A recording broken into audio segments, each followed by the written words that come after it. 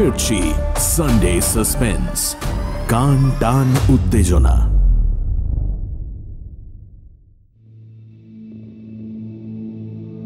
Sunday suspense ক্লাসিক্সে আজ শুনবেন anise দেবের লেখা জলের মতো কঠিন। অনিশ দেবের জন্ম 22 অক্টোবর 1951 সালে কলকাতায়। প্রথম পড়াশোনা হিন্দু স্কুলে। পরে 1976 সালে ফার্স্ট ক্লাস ফার্স্ট হয়ে এমটেক ডিগ্রি লাভ করেন। সায়েন্স কলেজে অধ্যাপনা দিয়ে শুরু কর্মজীবন, আর তার পাশাপাশি চলতে থাকে সাহিত্য চর্চা।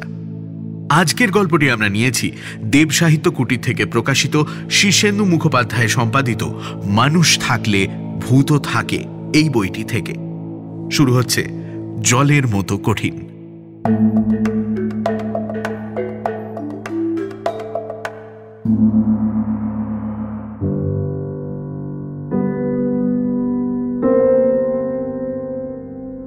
এই গল্প কোনোদিন লিখব বলে ভাবিনি। আসলে ব্যাপারটা ঠিক গল্প নয়, ঘটনা। ঘটনাটা প্রায় 20 বছর আগের, কিন্তু মনে হয় যেন গতকালের। আজ থেকে 20 বছর আগে সন্ধ্যের আঁধারে ডুবপুকুরের পাড়ে ঠিক কি যে হয়েছিল সেটা ভাবতে গেলেই কেমন সব গুলিয়ে যায়। মনে হয় আমি কি সেদিন ঠিক দেখেছিলাম? পুকুরটার নাম ছিল ডুবপুকুর। গাঁয়ের সবাই বলতো ওটাই ডুব দিলে আর কেউ ওঠে না, তাই বেশ বদনাম ছিল পুকুরটার। সেই জন্যেই কি আমার মনটা যেদিন অন্যরকম ছিল, কেমন যেন গুলিয়ে গিয়েছিল। ফলে সহজ স্বাভাবিক যা দেখেছি তাকেই কল্পনার রং চড়িয়ে উল্টোপাল্টা অবাস্তব করে নিয়েছি। কিন্তু ব্যাপারটা আমি তো একা দেখিনি। আজকের খবরের কাগজে দেখলাম চিঠিপত্র বিভাগে কল্পনা আর বাস্তব নিয়ে পাঠকদের মধ্যে তুমুল বিতর্কের আসর বসে গেছে। প্রায় সকলেই লিখেছেন অলৌকিক বলে কোনো ব্যাপার নেই। যারা অলৌকিকের কথা বলেন তারা হয় মিথ্যে কথা বলেন, অথবা নিজেদের কল্পনাকে অলিক দর্শন কিংবা অলৌকিক বাস্তব বলে চালিয়ে দেন। সব মিলিয়ে ব্যাপারটা নাকি নিছকই সোনার পাথরবাটি। নিজেকে মিথ্যেবাদী বলে ভাবতে আমার কষ্ট হয়, আর সেরকম কিছু কল্পনাবিলাসীও আমি নই। তাই কাগজের চিঠিপত্রগুলো পড়ে মনে মনে বেশ রাগই হলো। তখন ঠিক করলাম ছোটবেলায় দেখা বিচিত্র ঘটনাটার কথা সবাইকে জানাবো। আমার এই গল্প পবনকে নিয়ে। পবন ছিল আমাদের বিজয়ী সংঘের 1 নম্বর ফুটবলার। ওর শটে যা জোর, তাতে উড়ন্ত কাক ছিল অতি সহজে ঘায়েল হয়ে যেতে পারে। একবার মনসাডাঙ্গা নেতাজি সুভাষ সংঘের সঙ্গে আমাদের ফুটবল ম্যাচ হয়েছিল। খেলা শেষের মিনিট 10 আগে একটা পাস পেয়ে পবন বল পায়ে বুলেটের মতো ছুটতে শুরু করে। ওর পেছনে ধাওয়া করলো নেতাজি সংঘের 3 জন খেলোয়াড়, কিন্তু বলটা পবনের পায়ে আঠার মতো লেগে রইল, আর পবন শরীরটাকে বাঁকিয়ে চুরিয়ে দিব্যি পৌঁছে গেল পেনাল্টি বক্সের মাথায়। তারপর সামান্য কাত হয়ে ডান পায়ে প্রচন্ড একটা শট নিল। বলটা ওদের গোলকিপার রমাপদ কোল কুঁজো হয়ে সরাসরি রুখে দিল। সংঘর্ষের কেমন একটা ভোঁতা শব্দ হলো এবং পরক্ষণেই ঘটে গেল সেই আশ্চর্য ঘটনা। রমাপদকে পেছনে প্রায় উড়িয়ে নিয়ে গেল বলটা। গোল গোল চিৎকারে গোটা মাঠ হই হই করে উঠল। নেটের ভেতরে রমাপদ চিৎপাত হয়ে পড়েছিল, ওর কোনো হুঁশ ছিল না। সুতরাং খেলা সেখানে বন্ধ হয়ে গেল। তারপর রমাপদকে নিয়ে ডাক্তার হাসপাতাল ছোটাছুটি। খবর পেয়েছিলাম পুরোপুরি ভালো হয়ে উঠতে রমাপদর নাকি 4 মাস সময় লেগেছিল। আমাদের গাঁয়ের ভালো নাম নসিপুর, ডাকনাম ডাকাতে গাঁ। কারণ আমাদের গাঁয়ে 12 মাসে 13 বার ডাকাতি হয়। এত ঘন ঘন ডাকাতি হওয়ার ফলে ডাকাতির ব্যাপারটা আমাদের একেবারে গা সওয়া হয়ে গেছে। কতবার যে আমরা ডাকাত দেখেছি তার কোনো হিসেব নেই। তবে সেই সব ডাকাতের চেহারা মোটেই ওই হাতে লাঠি, মাথায় ঝাঁকড়া চুল, কানে তাদের গোঁজা জবার ফুল এসবের মতো বা রঘু ডাকাতের মতো নয়। অতি সাধারণ কালো কোলো চেহারা, দেখে এমনিতে ডাকাত বলে মনেই হয় না। তবে তাদের হাতে লাঠির বদলে থাকে ছুরি, বোমা আর পাইপ গান। আমাদের গায়ে 4টে ধানকল আর 3টে কোল্ড স্টোরেজ আছে। ডাকাতি যা হওয়ার বেশিরভাগ ওখানেই হয়, আর কখনো কখনো 2-5 ঘর বড় লোকের বাড়িতে। আমাদের গাঁয়ের শেষে বট, অশ্বত্থ, শাল, শিশুর জঙ্গল। সেখান থেকে জ্বালানি কাঠ কেটে এনে অনেকেই দিন গুজরান করে। সেই জঙ্গলে বাঘ না থাকলেও শেয়াল, বনবেড়াল আর 2-4টে ভাম তো আছেই। ডাকাতরা ডাকাতি করে সবসময় ওই জঙ্গল দিয়েই পালায়। একদিন সন্ধ্যের মুখে, তখন আমরা সবে খেলা শেষ করেছি, আমাদেরই এক বন্ধু পিলু এসে খবর দিল যে শেখ শাহাবুদ্দিনের কোল্ড স্টোরেজে নাকি ডাকাতি হয়েছে। এ কথা শুনেই পবন আমাকে বলল, চল তো আনু, ডাকাতগুলোকে ফলো করে দেখি ওরা পালিয়ে কোথায় যায়। চল চল চল। পবন আমাদের পাশের গ্রাম মারাই কুঁড়ায় থাকে, কিন্তু পরে আমাদের গাঁয়ের হাই স্কুলে, তাই আমাদের বন্ধু হয়ে গেছে। ওর চেহারা কালো, খানিকটা ঢ্যাঙার দিকে, তবে গায়ে জোর আছে, আর পেশিগুলো সবসময় চকচক করে। ওর শটে যেমন জোর, মনের জোরও বোধ হয় তেমনই। নইলে কেউ ডাকাতদের পিছু পিছু যাওয়ার কথা বলে? অবশ্য ও সবসময় বলে, ছি ছি ছি, তোদের লজ্জাও করে না? তোদের গাঁয়ের নাম ডাকাতে গাঁ হয়ে গেছে, ছি।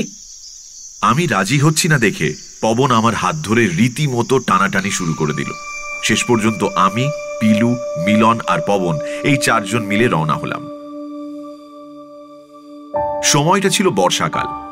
আমরা মাঠে ফুটবল খেলছিলাম, তাই সকলেরই পরনে হাফ প্যান্ট আর সারা গায়ে পায়ে কাদা। ফুটবলটা বগল দাবা করে ওই অবস্থাতেই আমরা জঙ্গলের দিকে এগোলাম। লোকের মুখে শুনে শুনে আমরা মোটামুটি জানতাম ডাকাতরা কোন পথ ধরে পালায়, তাই গাছগাছালির ফাঁক ফোকর দিয়ে আমরা এগিয়ে চললাম। পবন আমাদের সকলের আগে। তখনও পুরোপুরি অন্ধকার নেমে আসেনি। তার আগেই যাতে আমাদের অভিযান শেষ হয়, তার জন্য আমরা পবনকে তাড়া দিচ্ছিলাম। জল কাদা আগাছার মধ্যে মিনিট 5 পথ পেরোতেই আমরা ডুবপুকুরে পৌঁছে গেলাম। জঙ্গলের মধ্যে হঠাৎই বেশ খানিকটা ফাঁকা জায়গা, তারই মাঝে বেশ বড় সড়ো একটা পুকুর। অন্য সময় জল তেমন না থাকলেও এখন বর্ষার জলে ঢলঢল। পুকুর পাড়ে 2-4টে বড় বড় গাছ।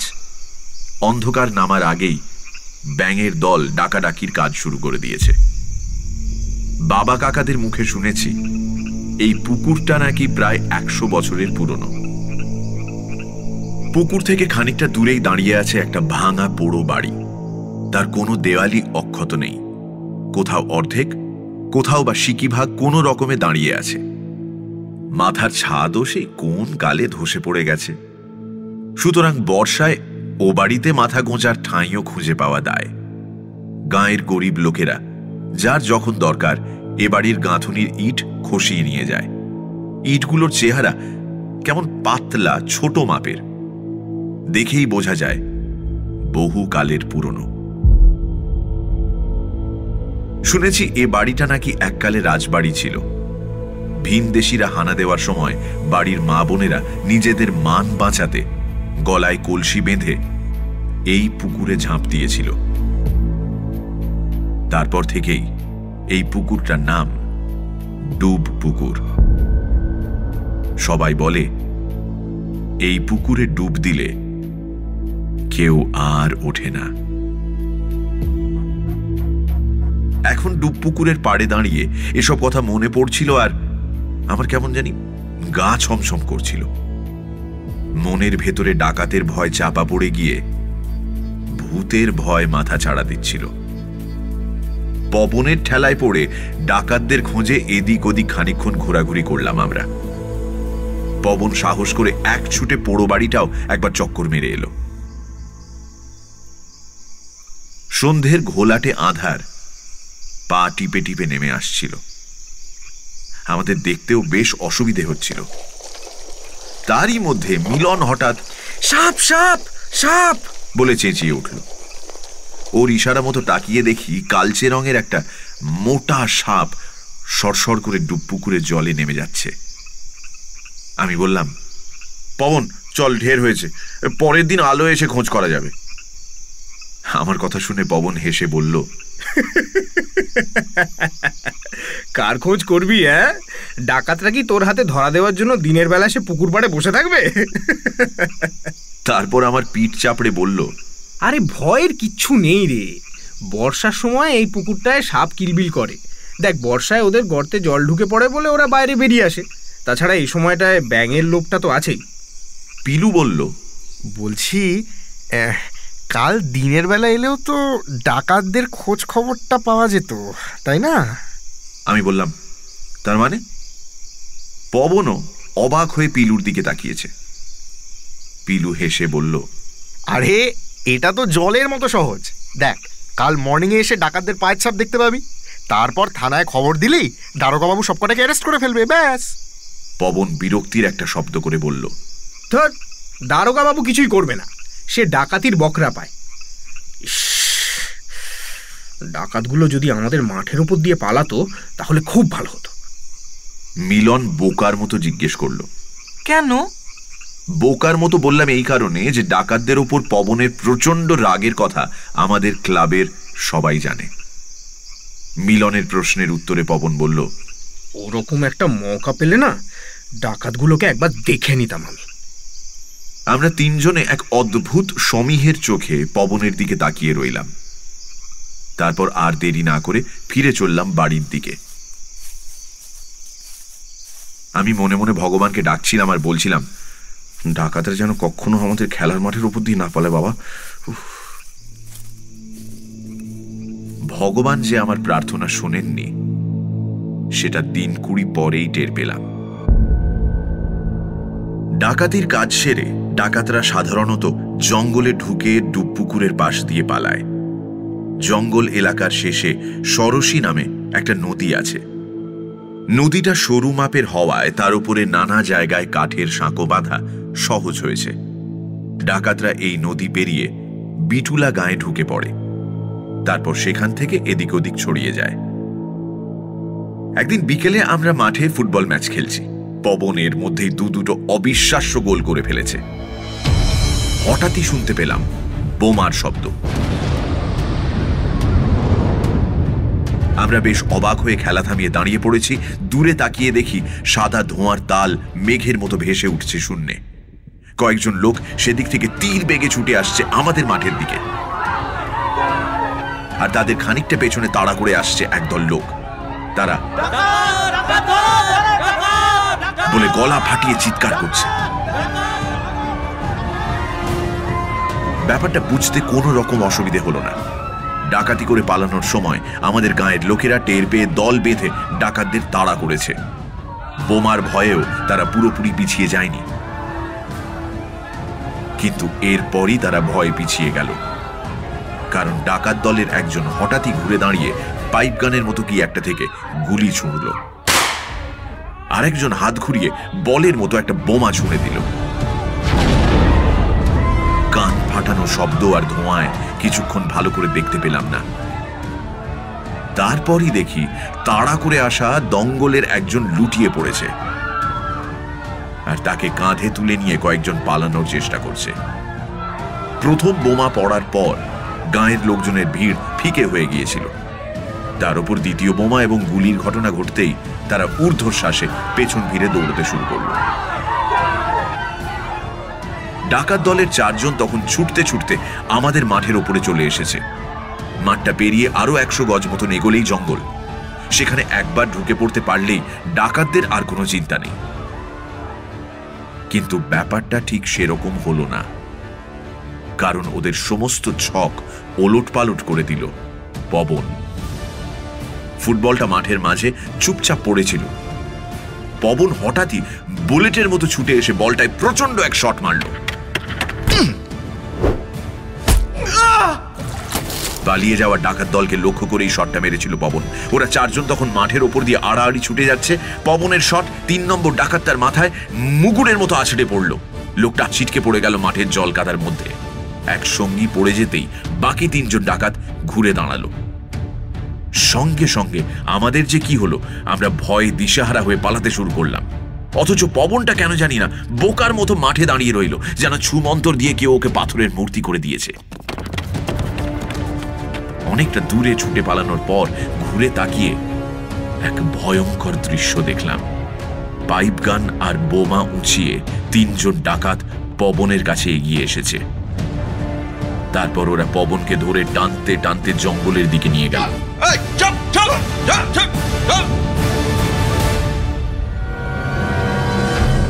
আমরা ভেবে উঠতে পারছিলাম না এখন কি করা উচিত। কেউ কেউ বলতে লাগলো, চল দৌড়ে গিয়ে থানায় খবর দিই। আবার অন্য কেউ বলল, আরে না না, চিন্তার কিছু নেই, দেখবি ওরা পবনকে 2-4 ঘা দিয়ে ছেড়ে দেবে।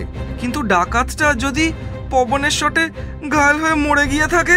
মিলন কাঁদো কাঁদো স্বরে প্রশ্ন করল। আমি বললাম, ডাকাতটা বোধহয় মরেনি, যেভাবে ওকে ধরে ধরে নিয়ে গেল তাতে মনে হলো মাথা টাথা ঘুরে খানিকক্ষণের জন্য অজ্ঞান হয়ে গিয়েছিল। পিলু বলল, দেখবি ওরা পবনকে সেরকম কিছু করবে না। মিলন বলল, কেন? দেখলি তো কিভাবে পাইপ গান বুকে ঠেকিয়ে ওকে নিয়ে গেল। আরে এটা তো জলের মতো সহজ। দেখ, ওরা এইমাত্র একজনকে হাফ মার্ডার করেছে, সেকেন্ড টাইম আর রিস্ক নেবে না। পিলুর কথায় আমি, মিলন আর অন্য বন্ধুরা সান্ত্বনা খুঁজে পেতে চাইলাম, আর আমি গোপনে ভগবানকে ডাকতে লাগলাম। মাঠের ধারে তখন গাঁয়ের লোকজন জড়ো হয়ে প্রচন্ড হইচই চলছে। আমাদের চেঁচামেচিতে থানায় খবর দিতে লোক ছুটল। আমরাও দল বেঁধে টর্চ নিয়ে ঢুকে পড়লাম জঙ্গলে। দুরু দুরু বুকে পবনের নাম ধরে ডাকতে লাগলাম, পবন, পবন, পবন, এই পবন, পবন, কিরে পবন, পবন, এই পবন। ডাকতে ডাকতে আমার কান্না পেয়ে যাচ্ছিল। জল কাদার মধ্যে প্রায় ঘন্টাখানেক চেষ্টা করেও আমরা পবনের কোনো হদিশ পেলাম না। তখন বেজায় মন খারাপ করে আমরা আবার ফিরে চললাম গাঁয়ের দিকে। মাড়ায় কুড়ায় পবনের মা বাবাকে কেউ খবর দিতে গেছে কিনা কে জানে। আমাদের সঙ্গের লোকজন ডাকাতদের অত্যাচার নিয়ে নানান কথা বলেছিল, কিন্তু সেসব আমার মাথায় ঢুকছিল না।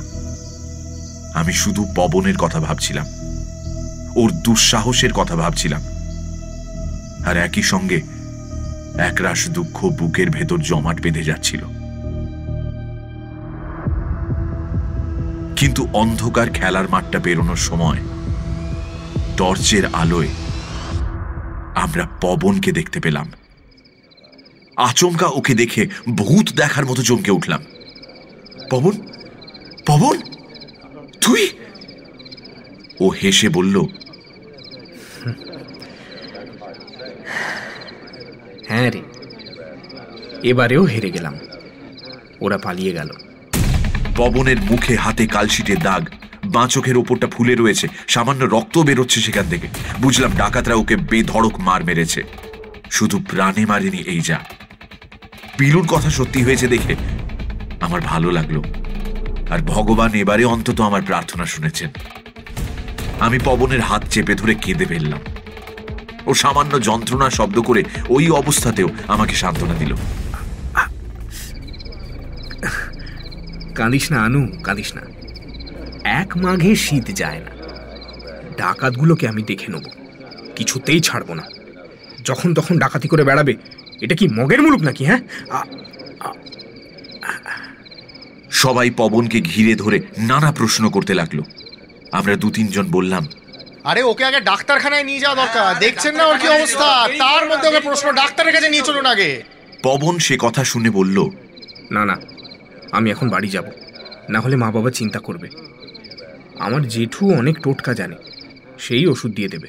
এই চল, আমরা তোকে বাড়ি পৌঁছে চল চল চল চল চল চল। আমাদের এই প্রস্তাবটা খারিজ করে দিল পবন। বলল, কোনো দরকার নেই, আমি একাই চলে যাব। এই জঙ্গলের মধ্যে দিয়ে শর্টকাট মেরে দেবো। আর শোন, আমি কটা দিন না বাড়ি ছেড়ে বেরোবো না। হ্যাঁ, স্কুলেও যাব না, খেলতেও আসবো না। ভাবছি একটু রেস্ট নেব। ব্যাটারা আমাকে খুব মার মেরেছে। মিলন মিনমিন করে বলল, এর মধ্যে যদি ডাকাতরা আবার অ্যাটাক করে? পবন ঝাঁঝিয়ে উঠে বলল, অ্যাটাক করলে তোরাও দল বেঁধে অ্যাটাক করবি। দেখলি তো 1 শটে কেমন একটাকে কাজ করে দিয়েছিলাম। তোরা সবাই মিলে ডাকাতগুলোকে তাড়া করতে পারবি না? তারপরে তো আমি আছি। পবনের তেজ আর সাহস আমাদের মধ্যে কেমন যেন বীরের ভাব জাগিয়ে তুলছিল। মনে হচ্ছিল খুব সহজেই আমরা দল বেঁধে ডাকাতদের তাড়া করতে পারি। আমাদের যথেষ্ট পরিমাণে সাহস জুগিয়ে পবন চলে গেল। সামান্য খুঁড়িয়ে হেঁটে ওর শরীরটা অন্ধকারে মিলিয়ে গেল। সবাই পবনের সাহস নিয়ে নানা আলোচনা করতে লাগলো। পবন আমাদের বন্ধু এই কথা ভেবে গর্বে আমাদের বুক ফুলে উঠল। বারবারই মনে হতে লাগলো, পবন একা যে কাজ করতে পারে, আমরা সবাই মিলে সেই কাজ করতে পারবো না? আমরা ডাকাতে গায়ে থাকি, এটা কি কম অপমান? অথচ অন্য গাঁয়ের ছেলে হয়ে পবন সেই অপমানের বিরুদ্ধে একা রুখে দাঁড়াচ্ছে। সেই রাতেই আমরা বিজয়ী সংঘের ছেলেরা শপথ নিলাম, ডাকাতদের আমরা সহজে ছেড়ে দেব না। দেখা যাক কত ধানে কত চাল। তার উপর পবন তো আছেই। বেশি দিন অপেক্ষা করতে হলো না। ঠিক 12 দিনের মাথাতেই 5 ডাকাতের মুখোমুখি হলাম আমরা। না, ব্যাপারটা ঠিক মুখোমুখি বলা যায় না, কারণ ওরা মাঠের ওপর দিয়ে খুব জোরে পা চালিয়ে সটকে পড়ছিল জঙ্গলের দিকে। আর আমরা তখন খেলা ঢেলা সেরে গল্প গুজব মাঝপথে থামিয়ে চটপট পা চালিয়েছি বাড়ির দিকে। খেলাধুলো শেষ হওয়ার পর আমরা রোজই মাঠে বসে কিছুক্ষণ গল্প করি। তারপর অন্ধকার নেমে এলে বাড়ির পথ ধরি। আজ সেরকমই গল্প করছিলাম, কিন্তু মাঝপথে বৃষ্টি এসে বাদ সাধল। তখন 6-7 জন চলি রে বলে তড়াক করে উঠে পড়েই দৌড় লাগালো। আমরা 5 জন ধীরে ধীরে উঠলাম। 5 জন, কারণ আমি, পিলু আর মিলন ছাড়া সঙ্গে ছিল নগেন আর সাধু। সাধুর বগলে ফুটবলটা ধরা ছিল। ওর চেহারা বেঁটে খাটো, গাঁটটা গোঁটটা, সাহসও খুব একটা কম নয়। তাড়াতাড়ি পা ফেলতে ফেলতে ও আমাকে জিজ্ঞেস করলো, এই আনু, পবন কবে থেকে আসবে রে? আমি বললাম, সেদিন যা মার খেয়েছে মনে হয় না হপ্তা 3-এর আগে আসতে পারবে। ওর কথাগুলো না সেদিন আমার খুব মাথাতে লেগেছে। আমাদের গায়ের কি প্রেস্টিজ বলে কিছু নেই নাকি? পিলু বলল, আরে আমি তো সেদিন থেকে শুধু ডাকাতের জন্য ওয়েট করছি। জানিস, এর মধ্যে একদিন ঘুমের মধ্যে আমি ডাকাত ডাকাত বলে চেঁচিয়ে উঠেছি। মিলন তখন হেসে বলল, বুঝেছি, তুই স্বপ্নে সব ইয়া ডাকাত ধরবি আর রিয়েল লাইফে ছুটে পালাবি। পিলু রেগে গিয়ে কি একটা বলতে যাচ্ছিল, কিন্তু সেটা আর বলতে পারল না, কারণ ঠিক সেই মুহূর্তে সাধু চাপা গলায় বলে উঠেছে, ডাকাত।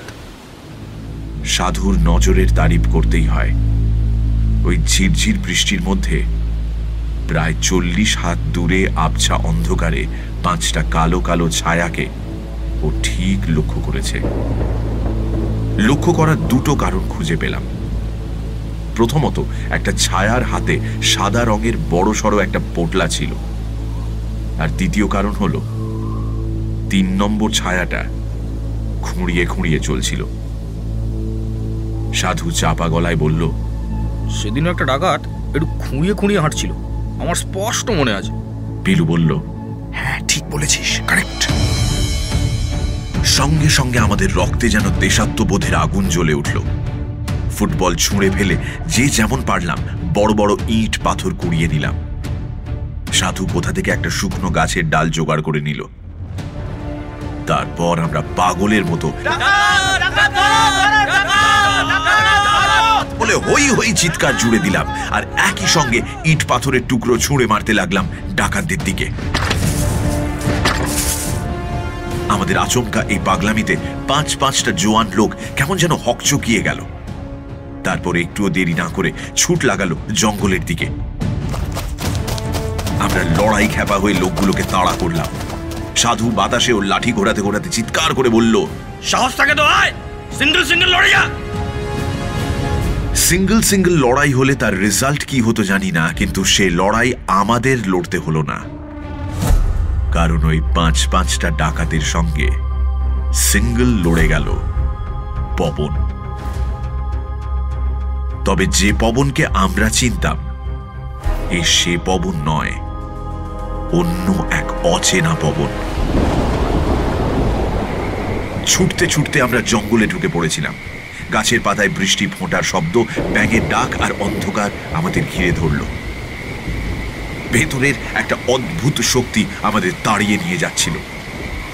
একটু পরেই আমরা ডুবপুকুরের কাছে চলে এলাম, আর সেখানে পৌঁছানো মাত্রই যে দৃশ্য দেখলাম তাতে পাথর হয়ে যাওয়া ছাড়া কোনো উপায় ছিল না। পুকুর পাড়ে 5 জন ডাকাতের মুখোমুখি রুখে দাঁড়িয়েছে পবন। ওর লম্বা শরীর থেকে এক বিচিত্র নীল আভা ঠিকরে বেরোচ্ছে। সেই আলো ডাকাতগুলোর শরীরের নানা জায়গায় পড়ে চকচক করছে। পবনের গায়ে কোনো পোশাক নেই, তবে বরফ কুচির মতো এক রাশ মিহি গুঁড়ো ওর চোখে মুখে গায়ে লেপ্টে রয়েছে। তারই মধ্যে ওর চোখ দুটো তীব্রভাবে জ্বলজ্বল করছে। ভিন গ্রহের এক অপচ্ছায়ার মতো ডুবপুকুরের পাড়ে দাঁড়িয়ে রয়েছে পবন। ডাকাতগুলো পবনকে দেখে ঘাবড়ে গিয়েছিল, কিন্তু অবাক হওয়ার প্রথম ধাক্কাটা সামলে নিয়েই ওরা আত্মরক্ষা অথবা আক্রমণের কাজে নেমে পড়ল। গাছের আড়ালে দাঁড়িয়ে আমরা 5 জন হতবুদ্ধি হয়ে সব দেখতে লাগলাম। অন্যান্য ইন্দ্রিয় অকেজো হয়ে গিয়ে শুধু আমাদের চোখ কাজ করে চলল। একজন ডাকাত কোথা থেকে যেন একটা লম্বা ছুরি বের করলো, তারপর বিশ্রী গালাগাল দিয়ে ঝাঁপিয়ে পড়লো পবনের উপর। পবনের হাত দুটো পেছনে লুকিয়ে রাখা ছিল বলে এতক্ষণ কিচ্ছু দেখতে পাইনি, কিন্তু ছুরি হাতে ডাকাতটা ওর দিকে 1 পা এগোতেই পবন অদ্ভুতভাবে শরীরটাকে নাচিয়ে ঢঙে দুলিয়ে চোখের পলকে ওর হাত দুটো উঁচিয়ে ধরলো ডাকাতটার মুখের সামনে, যেন এক্ষুনি আক্রোশের থাবায় সব ছিন্ন ভিন্ন করে দেবে। ওর হাত দুটো দেখা মাত্রই আমাদের বুকের ভেতরটা কেমন ঠান্ডা হয়ে গেল।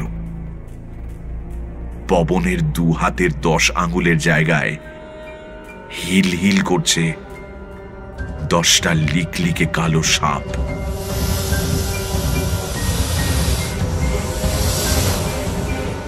ওদের শরীর নীল আলোর আভায় চকচক করছে। ডাকাতটা নিতান্তই প্রাণের দায়ে ছুরি চালালো, সঙ্গে সঙ্গে পবনের পেট আড়াআড়ি চিরে গেল, কিন্তু 1 ফোঁটাও রক্ত বেরোলো না। শুধু বরফ কুচির ওপর একটা কালো দাগ আঁকা হয়ে রইল। পবন ঠোঁট ছুঁচলো করে এক তীব্র শীষ দিয়ে উঠল, তারপর নাচের ভঙ্গিতে হাত দুটো ছুঁড়ে দিল ডাকাতটার মুখ লক্ষ্য করে। কটা সাপ একসঙ্গে ছোবল দিল কে জানে। ডাকাতটা শব্দ করেই ঘষে পড়ল জল কাদার উপরে।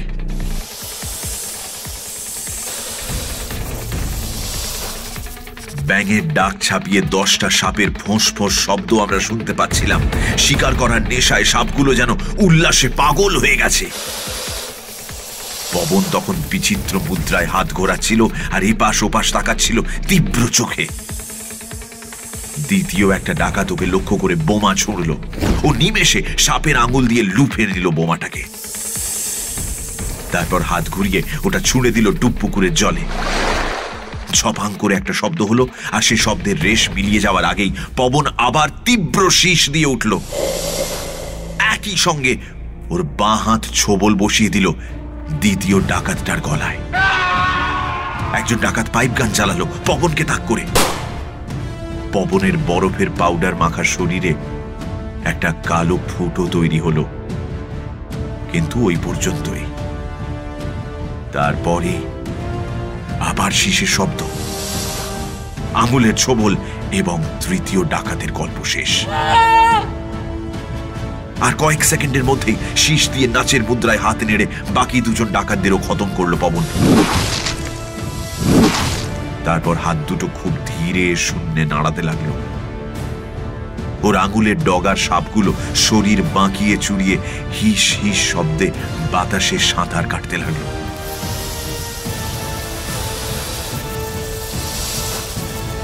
এক অদ্ভুত উত্তেজনা আর আতঙ্কে আমি ঠকঠক করে কাঁপছিলাম। নিজেকে ধরে রাখতে না পেরে আমি গাছের আড়াল থেকে বেরিয়ে এলাম। পিলু আমার হাত ধরে পেছন থেকে টানছিল, কিন্তু আমি এক ঝটকায় ওর হাত ছাড়িয়ে নিলাম। পবনের বেশ কাছে গিয়ে আমি ডেকে উঠলাম, পবন। হাত দুটো শূন্যে তোলা অবস্থাতেই ঘাড় বেঁকিয়ে আমার দিকে তাকালো পবন। ওর চোখে কেমন এক কাতর ভাব ফুটে উঠল। বিষণ্ণ গলায় পবন বলল, সেদিন ডাকাতরা আমাকে মেরে ডুব পুকুরের জলে ফেলে দিয়েছিল। তারপর থেকে ওখানেই আমি থাকি। আজ শুধু ডাকাত ধরতে উঠে এসেছিলাম। ওর কথাগুলো প্রতিধ্বনির মতো বারবার আমার কানে বাজতে লাগলো। তারপর থেকে ওখানেই আমি থাকি, আমি থাকি, আমি থাকি, আমি ওখানেই থাকি। কথাগুলো বলেই আচমকা পুকুরের দিকে দুপা ছুটে গেল পবন। অদ্ভুত ভঙ্গিতে শূন্যে লাফ দিল। একটা তীব্র শীষের শব্দ শোনা গেল। ওর শরীরটা শূন্যে বাঁক নিয়ে আবার তীরের মতো সোজা হয়ে গেল। তারপর সেই তীর নিখুঁতভাবে বিঁধে গেল ডুব পুকুরের জলে। অথচ জলে কোনো শব্দ হলো না, কোনো ঢেউ উঠল না। শুধু পবনের নীলাভ ও জ্যোতির্ময় শরীরটা জল ভেদ করে ঢুকে গেল ভেতরে। অন্ধকার বৃষ্টি ভেজা রাতে সে এক অলৌকিক ট্র্যাপিজের খেলা। সানডে সাসপেন্স ক্লাসিক্সে আজ শুনলেন অনিশ দেবের লেখা জলের মতো কঠিন। গল্প পাঠে মীর, সুমক, অগ্নি, অত্রি, অমর্ত্য এবং মির্চি টিম। শব্দগ্রহণ রিচার্ড। ধ্বনি পরিকল্পনা আবহ সঙ্গীতে দীপক রায়। প্রচার অলঙ্করণ গ্রিনিং ট্রি। পর্ব পরিচালনায় সুমক ও অগ্নি। সমগ্র পরিকল্পনা ইন্দ্রাণী। বিশেষ ধন্যবাদ পত্রভারতীকে আমাদের এই উদ্যোগে পাশে থাকার জন্য।